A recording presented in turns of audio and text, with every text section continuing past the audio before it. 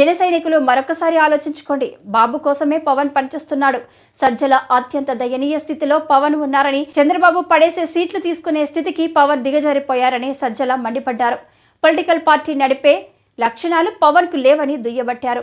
TDP జనసేనవి దింపుడు కళ్ళెం ఆశలని, Janasena మిగిలిన స్థానాల్లోనూ చంద్రబాబు తన అభ్యర్థులను పంపుతారని పవన్ ను అభిమానించే వారంతా ఆలోచించుకోవాలని హితవు పలికారు.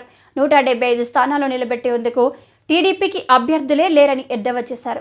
24 స్థానాల్లో పూర్తిగా అభ్యర్థులను ప్రకటించలేని స్థితిలో పవన్ ఉన్నారని, బాబు కోసమే పవన్ పనిచేస్తున్నారని సజ్జల విమర్శించారు. 100% ఓన్డ్ సబ్సిడరీ కింద చంద్రబాబు నాయుడు అందరినీ డిసైడ్ చేస్తాడు. ఇక్కడ విమర్శలను అక్కడ తీసుకెళ్లొచ్చు.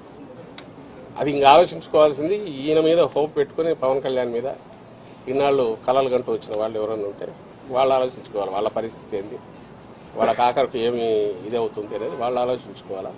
ఇప్పటికైనా రియలైజ్ కావాలా. అంటే ఇలాంటి చంద్రబాబు నాయుడుకు లేకపోవడం, 175 స్థానాల్లో ఇన్నాళ్ళు అధికారంలో ఉన్న తెలుగుదేశం పార్టీ 175 స్థానాలకు అభ్యర్థులను డిక్లేర్ చేయలేకపోవడం, అందులో ఇంకోరిని తీసుకొచ్చి 24 స్థానాలు వాళ్ళకి అనగడం, ఆ 24లో కూడా ఎవరు అనేది చెప్పలేకపోవడం, అంటే ఎంటైర్ థింగ్ ఈజ్ ఫ్లూయిడ్. ఇందులో బీజేపీలో కూడా ఒకవేళ పొత్తు కుదిరితే ఈయన పంపిస్తాడు అనుకుంటా, తన అభ్యర్థులనే పంపిస్తాడు.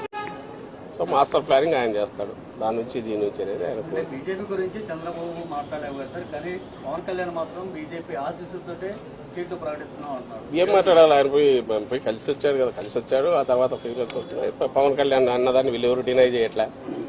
సో బీజేపీతో పొత్తు అర్జెంటుగా పెట్టుకోవాలనే దాంట్లో, అలాగే కాంగ్రెస్ వరకు ఇండైరెక్ట్ ఫైనాన్సింగ్ చేయించైనా వైఎస్ఆర్సీపీ ఓట్లు ఏమైనా చీల్చగలమనేది అది కూడా ఆలోచిస్తున్నాడు.